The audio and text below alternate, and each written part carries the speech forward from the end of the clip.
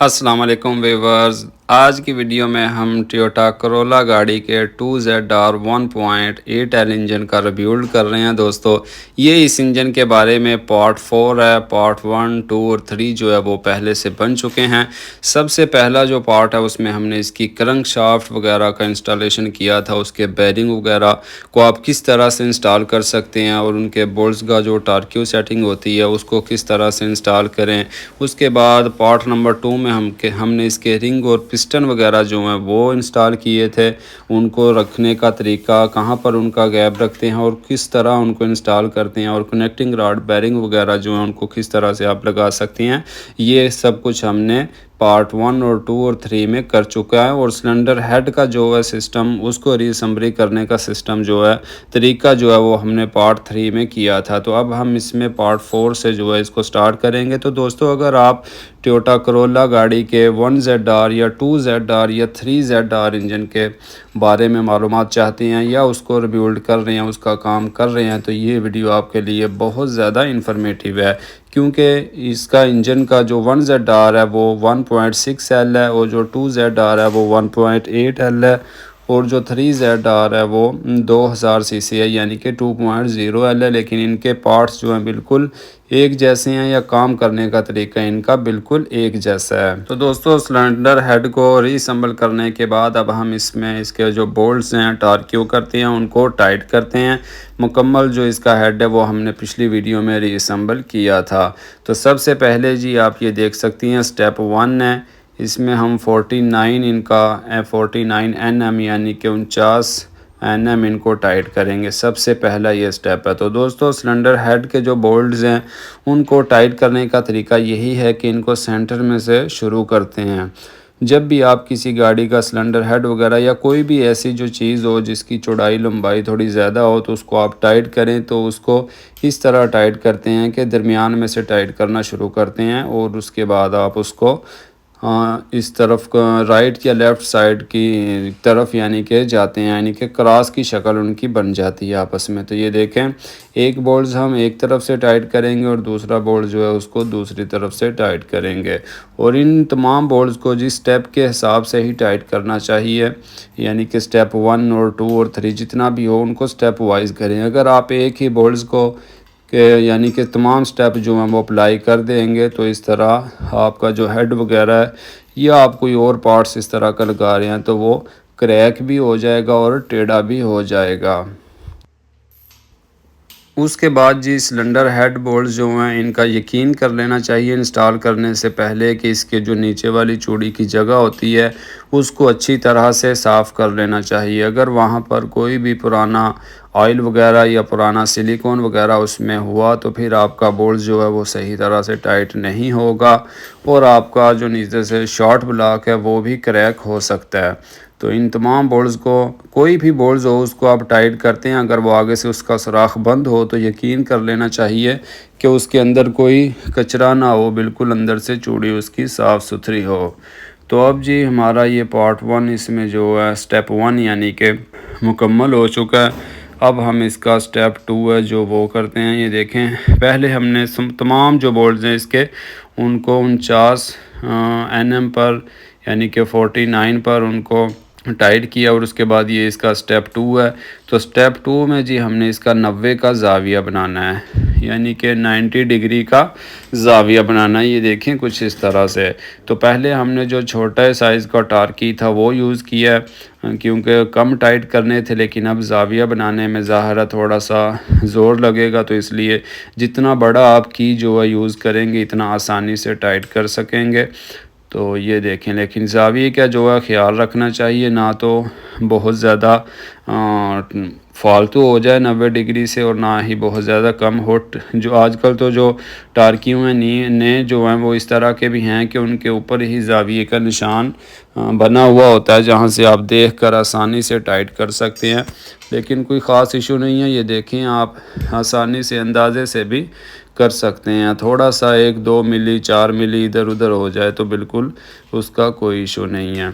तो दोस्तों, अगर आप मेरे चैनल पर नए हैं या पुराने हैं लेकिन आपने अभी तक चैनल को सब्सक्राइब नहीं किया है तो आप चैनल को सब्सक्राइब कर लें और बेल आइकॉन को ऑन कर लें ताकि आपको आइंदा नई आने वाली वीडियो का नोटिफिकेशन मिल जाए, क्योंकि मैं इसी तरह की इन्फॉर्मेटिव वीडियो जो है बनाता रहता हूँ और अपना एक्सपीरियंस आप लोगों के साथ शेयर करता रहता हूँ ताकि आप लोगों को पता चले या आप लोग सीख सकें। क्योंकि कुछ मेरे फॉलोअर्स ऐसे हैं जो काम सीख रहे हैं और वो मेरी वीडियोस को देखकर ही काम करते हैं, तो मुझे इस तरह बहुत खुशी होती है। तो वीडियो को लाइक करना ना भूलें और दोस्तों के साथ भी शेयर करें। तो उसके बाद जी हमारे 2 स्टेप मुकम्मल हो चुकी हैं, ये अब तीसरा स्टेप है।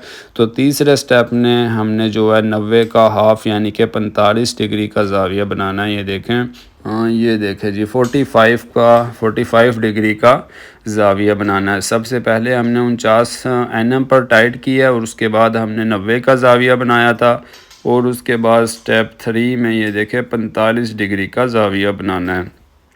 अगर आप 1ZR या 2ZR या 3ZR किसी भी इंजन पे काम कर रहे हैं और उसके हेड के जो बोल्ट्स वगैरह हैं इनका टार्क्यू सेटिंग जो है बिल्कुल एक जैसी है, कोई इनमें चेंजिंग नहीं है। बाकी भी पार्ट्स इनके एक जैसे ही हैं, लेकिन जो शॉर्ट ब्लॉक है उसमें थोड़ा सा डिफरेंट है। बस पिस्टन का साइज़ वगैरह और कनेक्टिंग रॉड के जो साइज़ हैं उनमें फ़र्क है, उसी की वजह से इसकी जो पावर है उसमें फ़र्क है। यानी कि एक इंजन 1600 सीसी है और दूसरा 1800 और तीसरा 2000।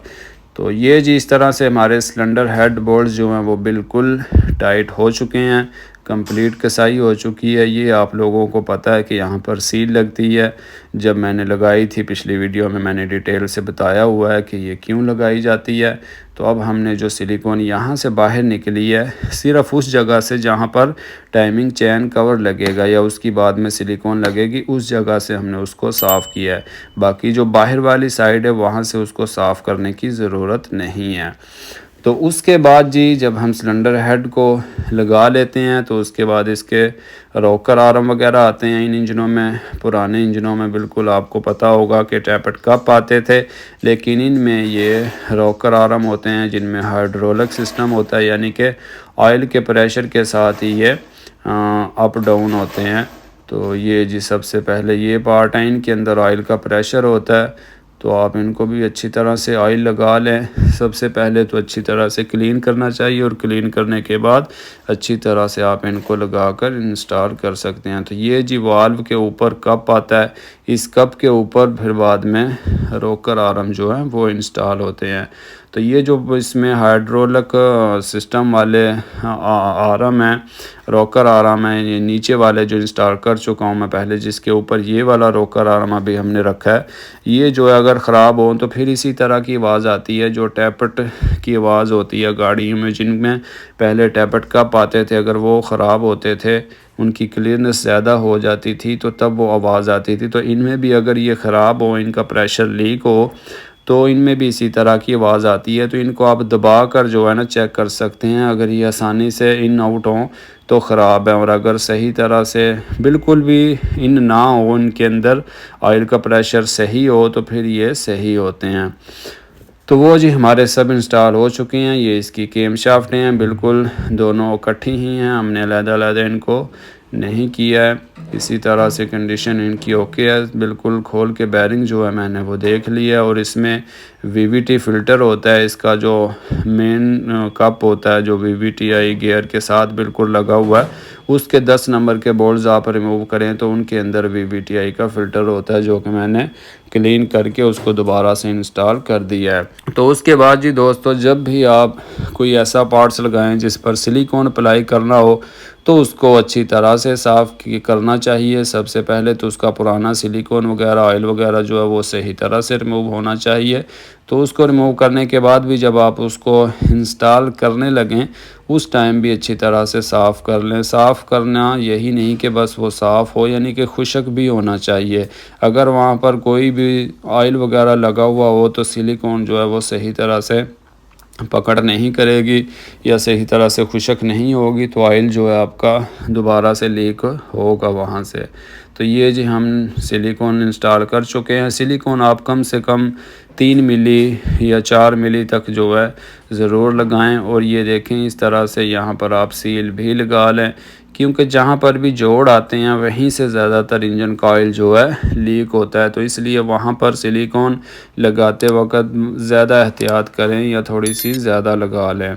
बहुत ज़्यादा भी नहीं लगानी चाहिए, लेकिन एक मुनासिब मिक़दार के मुताबिक वहाँ पर आप थोड़ी सी ज़्यादा लगाएं। ये जी अब हम इस तरह के कैमशाफ्टों को इंस्टॉल करेंगे। तो इनका सेंटर करने के लिए ये देखें आप 2 बोल्ट्स जो हैं उनको सुराख में डाल लें। तो वो उनका आप ख्याल रखें, क्योंकि सिलिकॉन अगर नीचे से टच हो गई कहीं पर तो वो ख़राब हो जाती है।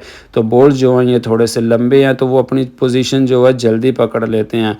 तो वो जब अपनी जगह पर आ जाएंगे तो ऑटोमेटिक ही फिर कैमशाफ्ट के ऊपर से जो है अपनी जगह पर आएंगी तो आपकी सिलिकॉन जो है वो ख़राब नहीं होगी। ये देखें जिस तरह से अभी हमने इंस्टॉल किया है। बोल्ट ज़ाहिर है 1 या 2 अपनी जगह पर लग जाएं तो बाकी सब के सब जो बोल्ट्स हैं वो अपनी जगह पर ही आएंगे, बिल्कुल इसमें टेढ़ा होने का कोई अंदेशा नहीं है।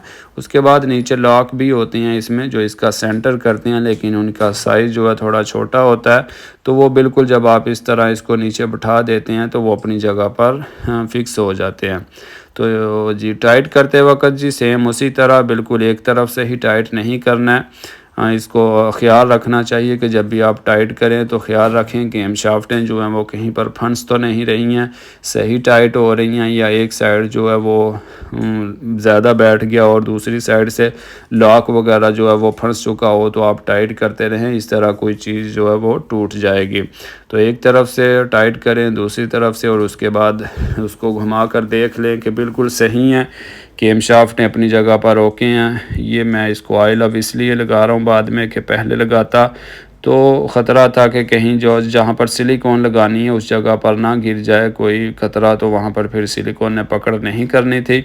इसलिए मैंने कैमशाफ्टों को इस तरह लगा के तो अब इनको ऑयल लगाया और इनको घुमा लें, घुमा कर देख लें कि सही तरह घूम रही हैं, कहीं पर फंस तो नहीं रही हैं।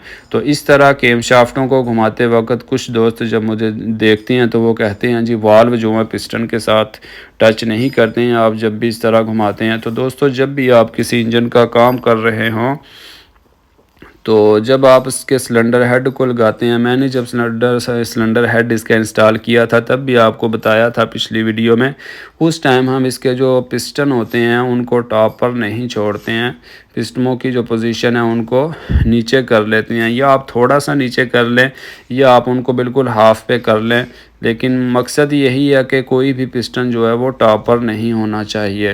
तो जब वो टॉप पर नहीं होगा तो आप सिलेंडर हेड को लगाने के बाद और कैमशाफ्टों को लगाने के बाद इस तरह आसानी से अपनी कैमशाफ्टों को घुमा सकते हैं, उनकी रोटेशन चेक कर सकते हैं और उनकी पोजीशन देख सकते हैं कि वो फंस तो नहीं रही हैं, बिल्कुल ओके हैं, या उनका निशान जो है जो टाइमिंग का निशान होता है उसको आप सही तरह से सेट करना चाहें तो उसको कर सकते हैं। बिल्कुल फिर वाल्व जो है नीचे पिस्टन के साथ टच नहीं होते हैं, लेकिन अगर आप पिस्टन को टॉप पर छोड़ेंगे तो फिर आपके पिस्टन जो हैं वो वाल्व के साथ लगेंगे और अगर आपको ना पता चला तो वो टेढ़े भी हो जाएंगे।